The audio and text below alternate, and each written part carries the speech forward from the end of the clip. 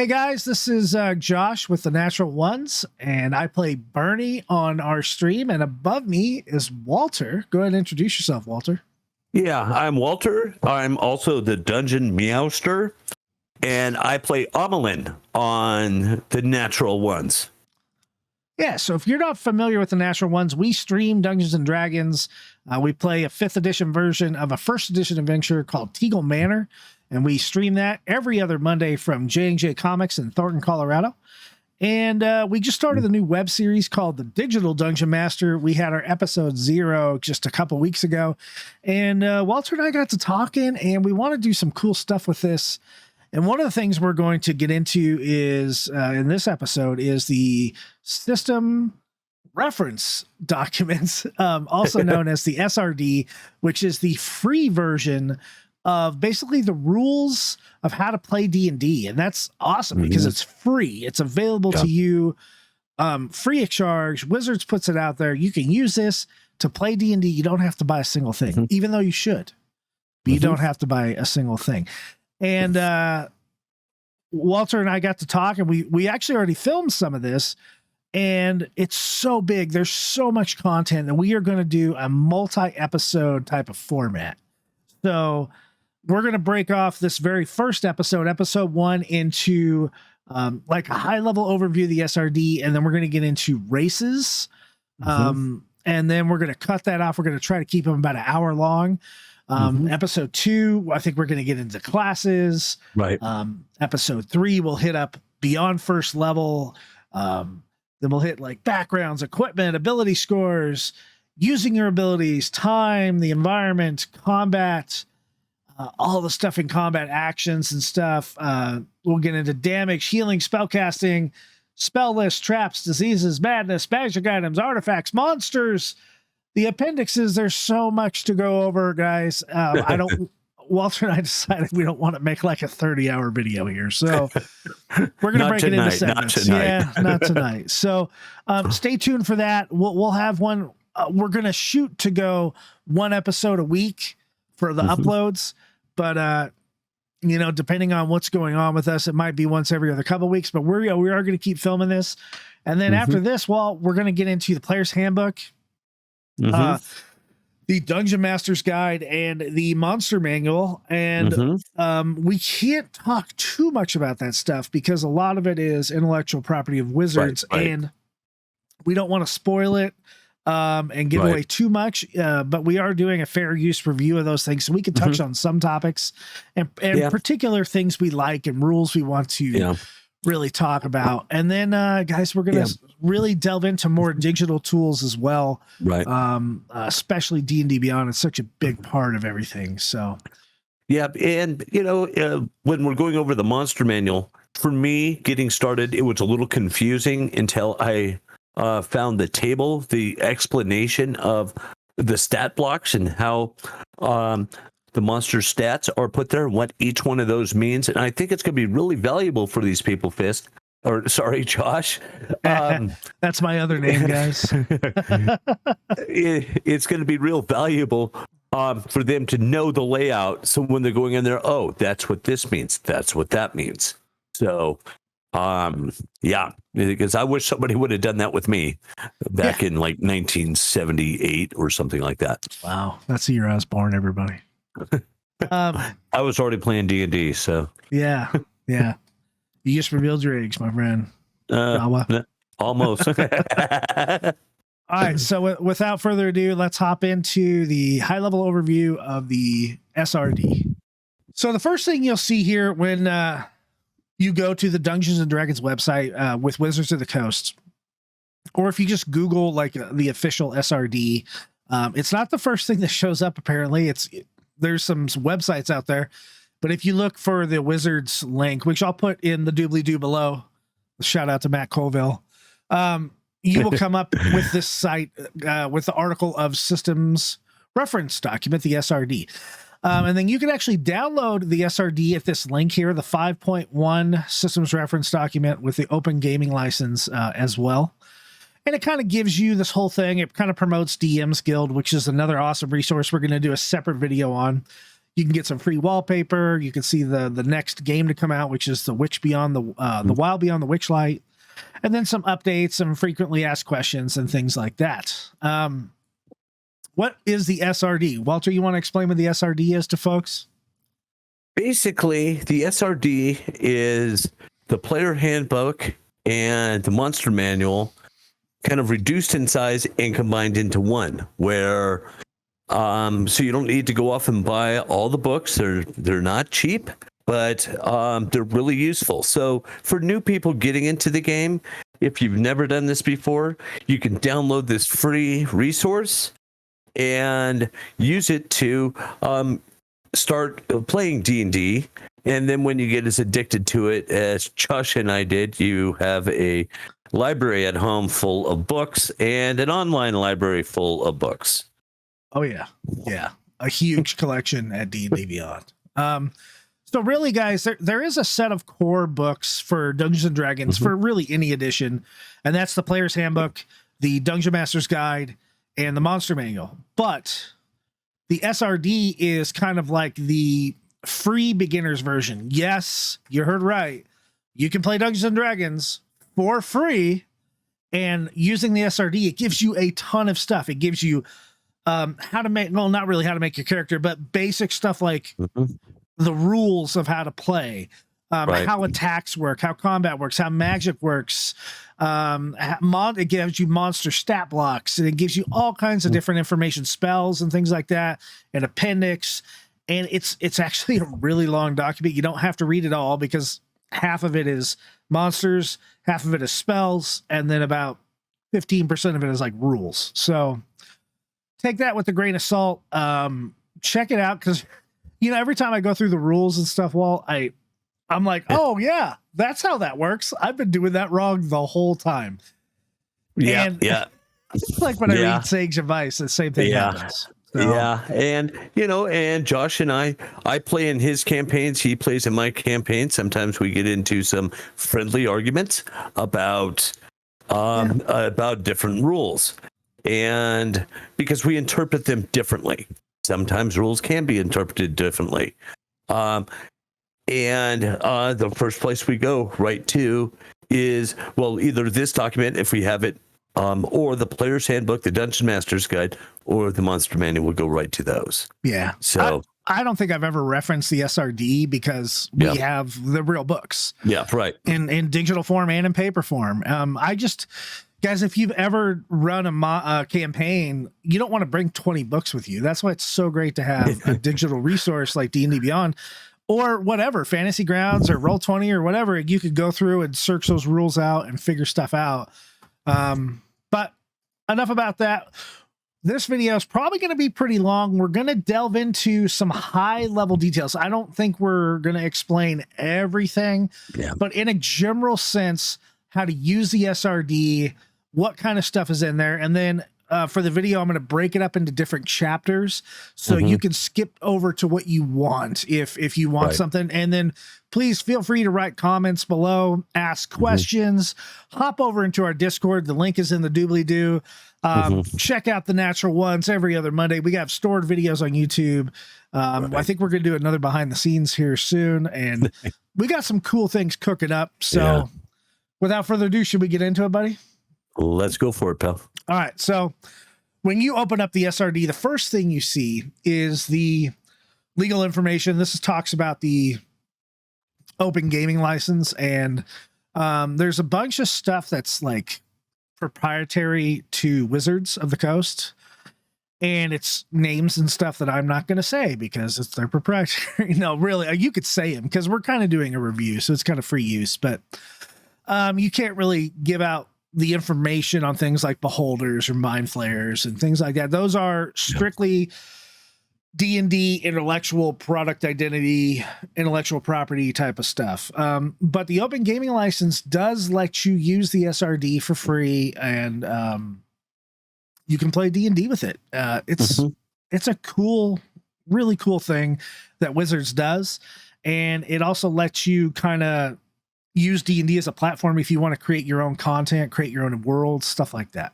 So let's hop into the first topic, which is races. All right. So, with races, there are many different types of races. You have dwarves, you have elves, humans, half-orcs, and many more. We're going to go into some of those, but each race has its own traits. You can't just have a race that's all powerful and will take over everything. That just really isn't fair. And to be honest, when you're all OP like that, it's really not fun. So the different types of racial traits there are is ability score increases. Some races increase in one or more character ability scores. We'll go over that a little bit. Every race, yeah, but we'll talk about that detail. That's later. That's right. I'm still thinking D&D, not even AD&D. So back in the 70s, where humans didn't get anything.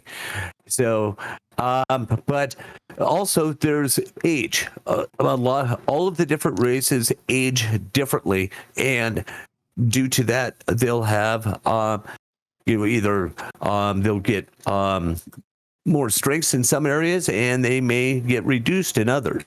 So we'll go over the ages when we hit some of these races. Another one is alignment. Most races have tendency towards certain alignments. They behave a certain way. Size. Races are different sizes. Speed. How fast they move. Language. How easy it is for them to pick up other languages or other languages they already know.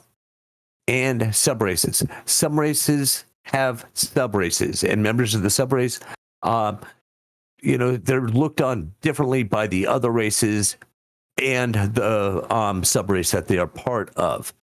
Right. But that is just kind of the little basic on the racial traits. So I want to kind of touch on a couple things, and without getting in too far down the rabbit hole, but on age, obviously D&D is not a game for complete realism. It is just a game. It's a fantasy game, right? So most of the time when you make a character, your adventurer is going to be of prime adventuring age, which means you're not either too young to develop a type of skill, or you're not too old to where you're frail and you can't take a hit anymore. You know what I mean? So you could, as a DM, if let's say you wanted an old wizard, an old human wizard that's in their 70s or something, well, they're probably going to have a lower strength or constitution score. However, D&D is all about checks and balances. Because you're old, you have more wisdom, or you have a higher intelligence because you spent, all your life studying. So a lot of times you could substitute those things out if you want to play a young or very old character. With alignment, I think that's a whole other video on alignment. It goes all the way from, it goes 3 and 3. It has lawful, neutral, evil, and then it has good, neutral, and it has chaotic. Wait, did I mess that up? It says lawful, neutral, and chaotic, and then good, neutral, evil. Right. And then you can make any combination you want. Size, I think size can play a really big factor in the race you are, because something like a gnome is small, and that gives you an advantage if you're hiding behind a bigger character, especially if you're like a thief. But most of the races are medium size, including dwarves, 4 to 8 feet. Right. And then you have even bigger sizes, which we'll get into later, of huge and gargantuan and large and stuff.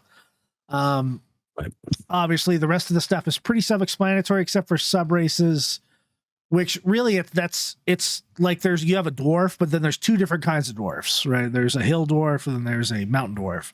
For elves, there's half elves, there's high elves, there's moon elves, there's all kinds of different stuff. Those are what we're talking about for sub races, and they can vary just slightly, but they usually keep the same theme.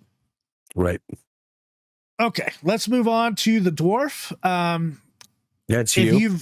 If you've ever watched Lord of the Rings, you see Gimli and Gloin, all the elves, or all the dwarves in there. Dwarves are usually smaller in size and height, but larger in stature.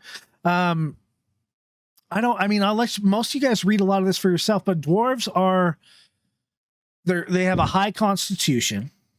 Typically dwarves are strength based, but you could definitely have like a dex, like a dwarf thief, or sometimes I guess a dwarf mage. I mean, really you could do whatever you want, especially with the variant type of builds. Dwarves are considered young until they reach 50 on average. They go to about 350 years. That's a long time. Not as long as elves, I don't think, but pretty long time. For an alignment, dwarves are usually lawful because they live in kind of an ordered society with laws and some kind of a government hierarchy. So dwarves are usually considered one of the lawful races. Like I said, their size, they're pretty small. They're about 4 to 5 feet tall. They average only about 150 pounds because they're shorter. They're not all fat. Dwarves do, because they are a little bit shorter, they do have a smaller walking speed of 25 feet. But your speed is not reduced by wearing heavy armor. Dwarves typically live in caves and places where there's not a whole lot of light, so they do actually get dark vision out to 60 feet. And just to clarify, dark vision is not you can see perfectly in the dark. It's when you have dim light, you can see things 60 feet out of you for a dwarf as if it were bright light. And if it's complete darkness, you can see things if it were dim light. There are disadvantages of dim light. You can also not discern color. You can only do shades of gray.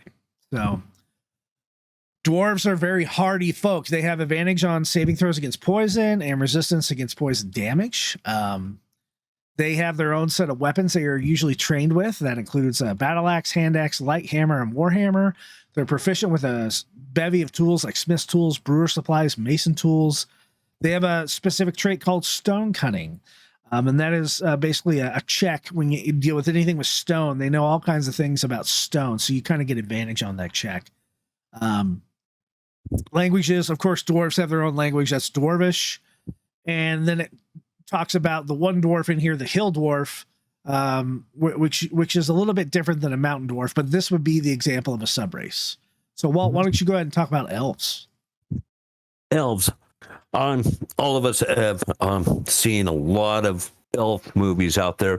Legolas, come on, he's there. And this is kind of skirting the boundary of the elves, since we're not going to be talking about the drow, but Drizzt. He's a drow elf. He's an elf. So yeah, he is an elf. And elves, they have a higher dexterity score, and that's mainly built around their physical build. They're slender and lanky, so they're really dexterous. Age, although they reach physical maturity at the same age as humans, the elven understanding is that adulthood does not happen until around the age of 100. And they can live to be 750 years old. That's really old. So, yeah. Really old. So, I think Legolas was somewhere around 350, if I remember right. Yeah. So, roughly in human age, that'd be like in the mid to late 20s. Yeah, right. So, alignment. Elves love freedom, but they lean towards the gentler aspects of chaos. They value and protect others' freedom as well as their own. And they're more often good than not, which is Drizzt. I mean, read the books on him. Size, they're medium. They go from under 5 foot to 6 feet tall. As Josh said, there are many different types of elves. We're only going to cover a couple of them, but they range in size. Their base walking speed is 30 feet, and they also have dark vision. Josh did a great explanation on dark vision, so I won't go into that. Keen senses, just due to their nature and that they hang out in the forest a lot, they have to really have keen senses, and they have a proficiency in perception. Proficiency is it increases your scores to roll with, and we'll go into perception here in a little bit. They also have Fey ancestry. That means They have ancestry that is like fairies and that type of thing. So they have an advantage on saving throws against being charmed, and magic can't put them to sleep. So there's been there's that spell sleep, and it's really useful, but you can't use it against elves. They'll just look at you and laugh. They can enter a trance. It's not useful. That's the worst spell in D&D. It worked for me in a campaign. It's really good at lower levels. It's good at lower levels. Yeah, and it was also good in Pathfinder. So yeah, this edition, I would. Yeah, sleep is no maybe good. At the lower levels. Yeah. Trance is another thing that elves have, and they don't need to go to sleep. Instead, they just kind of meditate for about 4 hours a day. So instead of having to do a long rest, they just go meditate. And that meditation is called a trance. Language, they can speak Common and Elvish. Elvish is fluent, but and then they can pick up other languages as well. One of these subraces is a high elf. And I guess they had elf and high elf in there. Just that's the two bookends at the end, with Drow being like elf, up here. Elf is the parent race, right? Drow is a sub race. You have to pick, no matter what you do, you have to pick a sub race. It's just every elf has the parent traits. Right. So, and in this document, the sub race is high elf. The difference between other elves and high elves is one time is haughty and reclusive, believing in themselves to be superior in every way, and the other one is more common, friendly, and often encountered around humans and other races. So the high elf is the one that is kind of, oh no, we're better than everyone. But they do get an ability score increase in intelligence, so that makes them great spellcasters. And then they also have specialized elf weapon training. They have proficiency in the long sword, short bow, and long bow. And they know at least one cantrip right off the bat. So, and they get to pick another language. So, I have played a high elf before, but I haven't played him as kind of haughty like that. I played him more as he just knows more than everybody else. But he somewhat sticks to himself. When I think of elves, I think of very Lord of the Rings, Tolkien-esque, Rivendell type of elves. That's exactly what I picture when I look at a high elf. That's, that hits it right on the nail for me. There's other elves, guys. There's half elves. There's forest elves, wood elves, sea elves, and all kinds of different elves. But if you want those builds, you're going to have to buy the books that they're in. Yeah. So, I did want to touch on a couple things here, Walt. Let's see. Their trance ability. That's what I wanted to talk about. So just to clarify for you guys, elves do not need to sleep ever. They can sleep, but they don't have to sleep. It can't be more clear, right?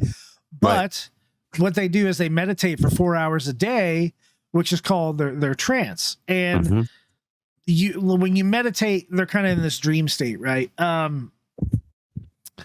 But after those 4 hours of meditation, it counts for basically 8 hours of sleep, which is basically what a long rest is. We'll get into rest a little bit later, but an elf's long rest is only 4 hours. That's all they need.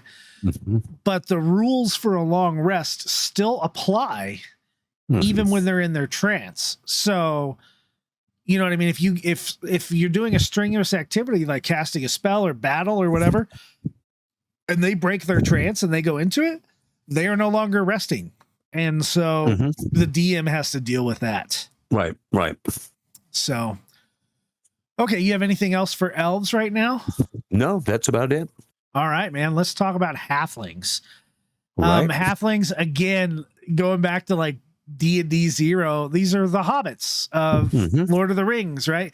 so much of D&D was stolen from by Gary Gygax from Lord of the Rings, but you know, it's been so long that it's been expanded on so much, and you know, I think they even got into a lawsuit with Tolkien's estate about some of this stuff. But halflings are I think they used to be called hobbits, but now they are halflings. And so I don't want to say the word. I'll just call them little people, right? Don't want to offend anybody, but they are shorter of stout height and weight than most other races. But they are basically the surface halflings, right? These guys live on the surface. So they have a higher dexterity score because they are a little bit more nimble. They reach adulthood at about 20, and they live into the middle of their second century. So 200-ish years old, something like that, right? Yep. Would be the maximum age for a halfling. So when Bilbo Baggins had his 111th birthday, that was, I mean, he was old, but I think, you know, in D&D they could go a little bit dwarf. Further. Yeah. Well, he would have been a halfling. But dwarf too. Yeah, it's kind of a misnomer, right? A dwarf and a halfling. Their alignment, most halflings are actually lawful good. They like rule, they like order, things like that. But you can't, most of them are thieves too, right? In D&D. So you can't necessarily have a halfling thief that's lawful good. I guess you could. But most of the time they're probably going to be chaotic just because, or neutral. So you could role play that effectively. They're typically about 3 feet tall. They weigh about 40 pounds. That's really small. And their size is small. So they have a couple abilities that lets them hide behind other characters. Again, just like a dwarf, their walking speed's 25 feet per round. They do have a cool trait, and it's only halflings. And usually in my games, I only let halflings have this. I do not let anybody take lucky as a feat, typically. But basically, when you roll a natural 1 on the D20 for an attack roll. Natural ones. Yeah. When you roll a natural 1 on the for attack roll, ability check, or a saving throw, you can re-roll the dice and you must use the new roll. That is amazing. That really reduces your chances of getting a natural 1 on an attack roll or something down to, I mean, it was 5%, so now it's 2.5% or less, right? So that's a really awesome feature of the halfling. Brave. They're brave. They have advantage on saving throws against being frightened. That's also a really awesome trait, especially if, you know, a lot of bigger enemies, they just have abilities that frighten people. They're very nimble, so they can move through the space of a creature that is one size larger or bigger than the halfling. So anything a medium size or bigger, they can just go right through the space, and they can also share a space with a medium or bigger creature, so they could be in the same space as them. That matters for battle, right? I just thought of something, you know. This is skipping ahead a little bit, but my next character is going to be a halfling barbarian. That's going to be awesome, dude. I think a Dex barbarian would be an awesome build. Oh yeah. Yeah. Well, that's what Tigger is. So yeah. Right. Languages, they can read and write Common and Halfling. Halfling is it's kind of a secret, right? But they have a very oral tradition in the Halfling race. I'll let you guys read through that. And then the sub race they give you here is the Lightfoot Halfling, which is you can easily hide from notice or use other people as cover. They get extra charisma, and they are naturally stealthy. You can attempt to hide even when you are obscured only by a creature that is one size larger than you. So let's say you're easy. Let's say you're in a situation where you're in plain sight, because typically you can't hide in plain sight, right? People will see you. But let's say the big bad guy's over here, and you have your big fighter with plate mail over here, and your halfling just slips in behind that guy, and then you could actually realistically roll to hide, and then you become an unseen attacker if you guys get into battle, and that means you get advantage on your attack. So pretty cool stuff. So I'm gonna let Walt go ahead and hit up humans. which is the smallest, by the way. Yeah, it's the smallest. And okay, humans, us. Now the ability score for your ability scores increases by 1, and that makes a lot of sense. You're an adventurer, be it a fighter or a cleric or a wizard, or so you would be kind of adept in certain things. So your ability scores each increase by 1. Now this is age, all of them. This is every ability score. All of them. All 6. Yeah. Let's see. The humans they don't tend to be toward any particular alignment. Come on, look around you. Go out on the bus. There's all sorts of different people. They vary widely in height and build, from barely 5 feet, like my wife, to well over 6 feet tall, pushing 7 feet, like my friend Jan. Regardless of the position, their height, or their or how tall they are, or how short they are, their size is always medium. Their base walking speed is same as an elf. It's 30, and they can speak, read, and write Common and 1 other language. Humans typically learn the language of their people, that their people deal with. So if you're kind of near some mountains or something, it may be Dwarvish. If you're maybe near the forest, maybe Elvish. So it really depends on where they live, where you came from. So, but those are the humans. Yeah, I don't have anything to add. Everybody playing this game is human. So I think we pretty much understand ourselves. Let's move on to Dragonborn then. Right. So Dragonborn, first off, being a Dragonborn does not mean you are a dragon. Okay. Just want to make that clear. Mm-hmm. You're of the dragon type of ancestry, but you are not a half dragon. A half dragon is its own thing.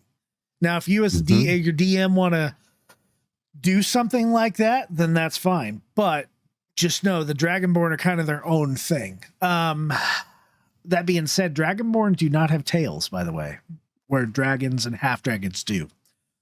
Dragonborn are, I think it's a fairly new concept in D&D. I know it definitely is not part of.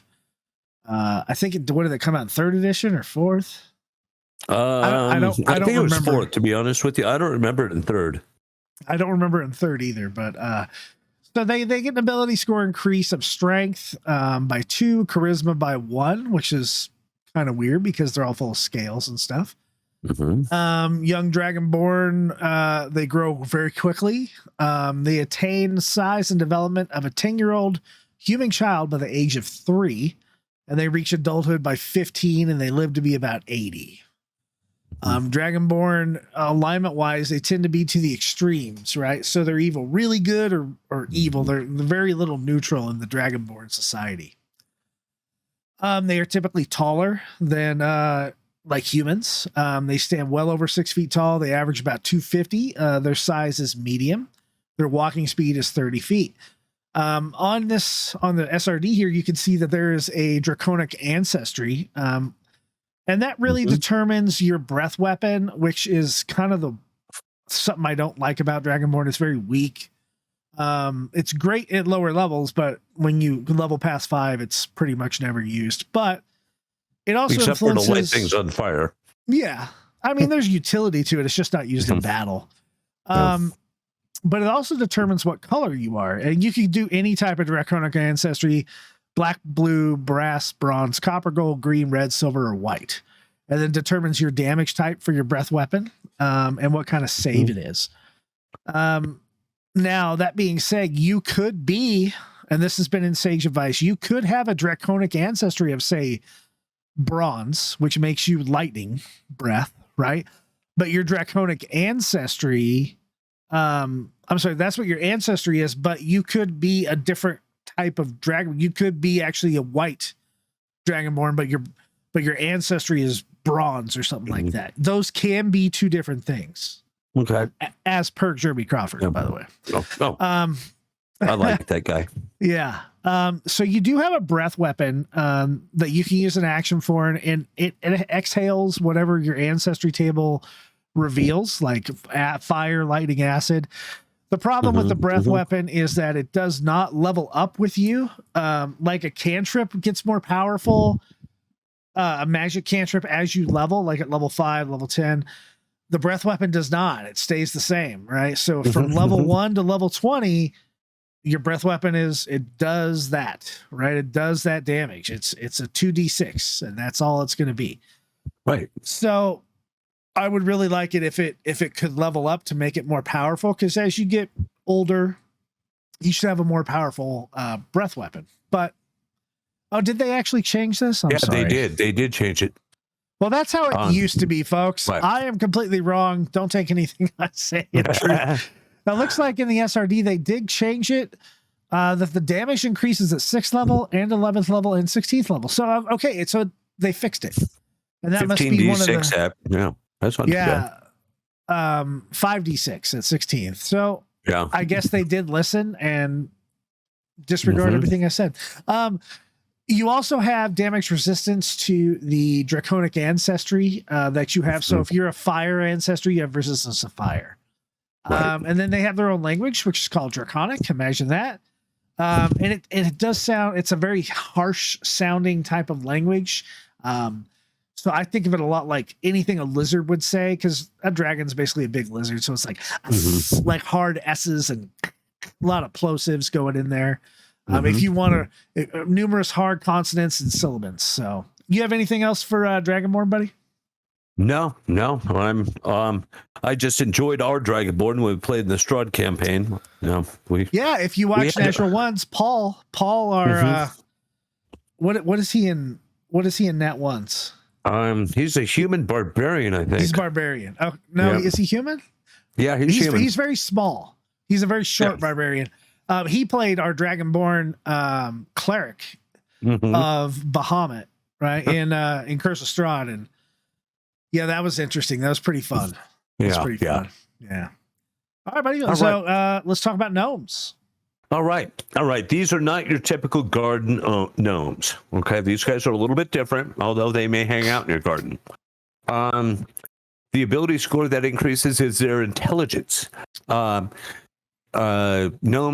mature at the same rate as humans do, kind of like elves. But they settle down into their adult life at around age 40, and they can live to between 350 and 500 years. Alignment, they tend towards good, and those who tend towards law are sages, engineers, the schools of thought that like rules. Those who tend towards chaos are the more artsy type, or tricksters, or jewelers. So they could just be any rate or any alignment, but they tend towards good. Size, they're between 3 and 4 feet tall, so that puts them as small. One thing I want to point out there, correct me if I'm wrong, Josh, but a dwarf a gnome and a halfling can share a space together. Oh, they can, because they're small, they can share a space with anything. Right. Yeah, they can share a space with a medium creature. Yeah, which is very helpful, especially in tight dungeons and when your DM decides to put you in real tight places. Again, since they're small, their walking speed is about 25. They have dark vision because they're accustomed to life underground. They have gnome cunning. That means that they have advantage on all intelligence, wisdom, and charisma saving throws against magic. In languages, they can speak common and gnomish. Sorry, got a little peanut cut in my throat there. And subrace is a rock gnome. That's one of them. And let me scroll back up here. Their constitution increases by 1. They have something called Artificer's Lore, which lets them make a history check to reveal related to magic items, so they'll know how things work or things like that. And they're also tinkers. They have proficiency with artisans' tools or tinkers' tools, and they can use those tools to make tiny clockwork devices, which include clockwork toys, fire starters, and music boxes. All of those would come in handy from time to time.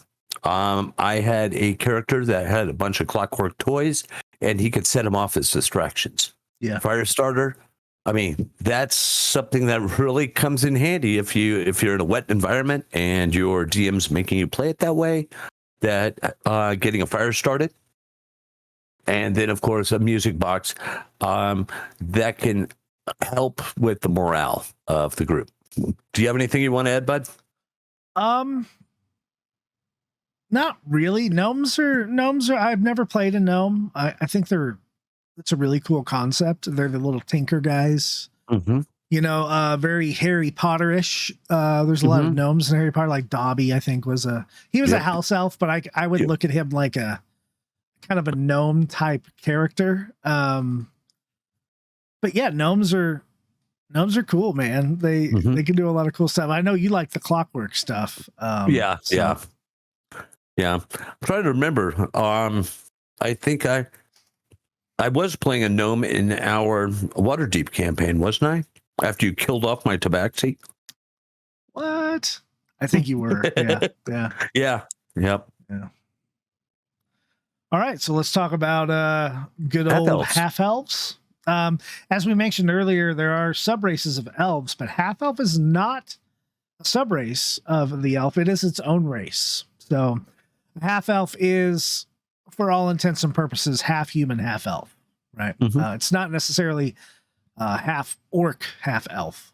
Half elves, they have some qualities in common with elves, and some that are unique just to the half elf. They have a charisma score +2, and 2 other ability scores of your choice by 1. So that's 4 bonuses. 2 of them you get to pick. They age and mature at the same rate as humans, reach adulthood around 20, but they live to about 180 max. They kind of share the chaotic bent of their elven heritage. They like personal freedom, creative expression. They don't necessarily love rules, and I think that's kind of the way half elves are portrayed in D&D. Half elves have a history in D&D, whereas they're not really accepted by humans because they're half elf, and they're not accepted by elves because they're half human. And so they kind of get shit on all the time by these other races. Like, they really need to be in kind of a half elf society to enjoy life. So I think them kind of growing up like that would lead them into that chaotic bent of alignment. They are same size as human, 5 to 6 feet tall, medium size, speed is 30 feet. They do have dark vision, 60 feet. They have the Fey ancestry for charm and sleep. You get a pick what 2 skills they have proficiency in, and they can read common and elvish and an extra language. So, and then there's variations on the half elf, like a half wood elf and a half moon elf, and all kinds of different stuff that you can get into with your DM and with the actual books. Yep, right. You have anything to add? No, not really. Just half elves. In a campaign, our campaign with the natural ones, Teagle Manor, Buffy is a half elf, right? And she has a lot easier time blending in than a regular full elf would. So, so it has its ups and downs, but I've played a half elf a few times. I've enjoyed it. Yeah. Yeah, I mean, she really just has to hide her ears. Other than that, she looks human. Yeah. So, all right. Our Valley elf. Half-Orcs. Yeah, she's our half elf. Oh my god! Oh, Gag me with a short sword. Yeah.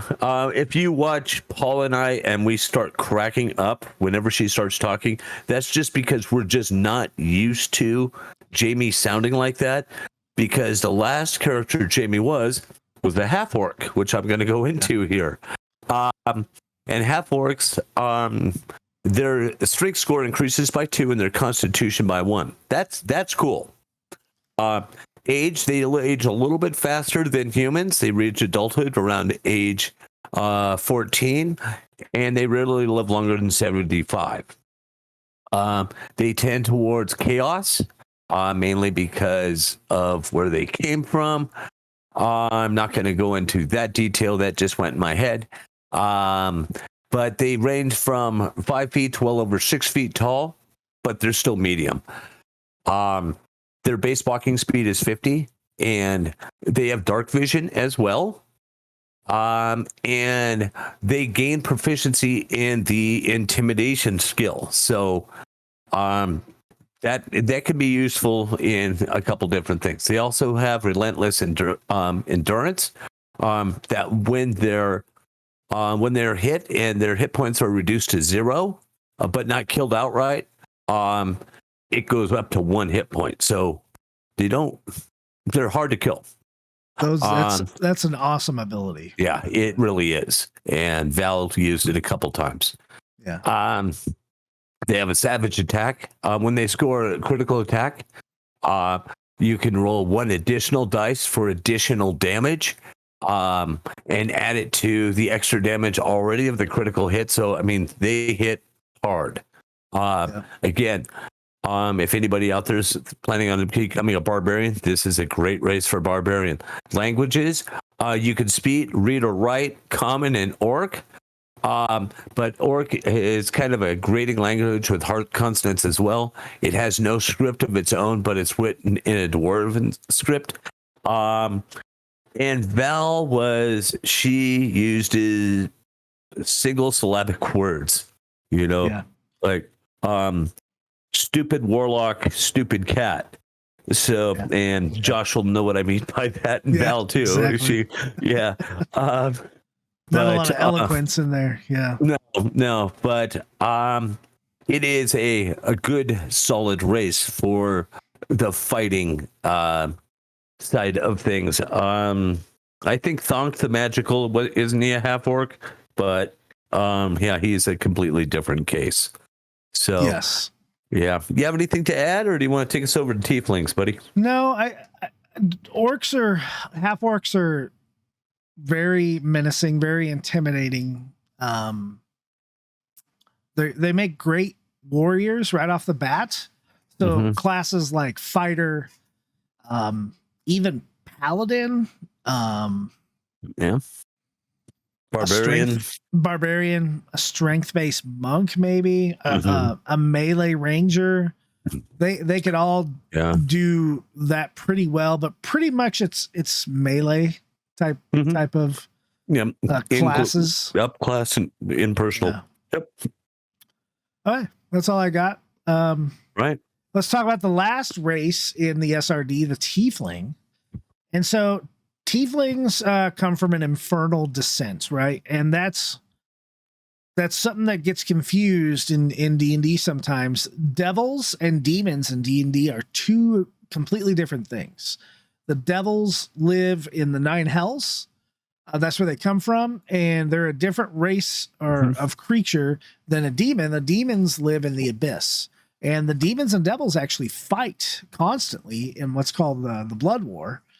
And that's fought in the first level of hell, which is Avernus. Right. So Tieflings do come from the devil line. And so most Tieflings, if you watch Critical Role, Jester is a Tiefling. They have different colors. They can be red, purple, blue, stuff like that, but they usually have horns, and they're ram horns, and they go a certain way because most devils have those traits. They also usually have hooves. They get an intelligence ability score increase and charisma by 2. I guess they kind of command the presence. Charisma isn't necessarily how good looking you are. It's not comeliness, which used to be a thing in D&D. Right. It's more presence. So let's say the Rock, right? Let's say if the Rock were like a super ugly dude, but he's the Rock. When he walks into the room, you know the Rock's in the room because you smelled what the Rock was cooking. So, no, but seriously, yeah, that's an old reference. Yeah, charisma's your presence. Anyway, age, they live a few years longer than humans, but other than that, they age at the same rate as humans.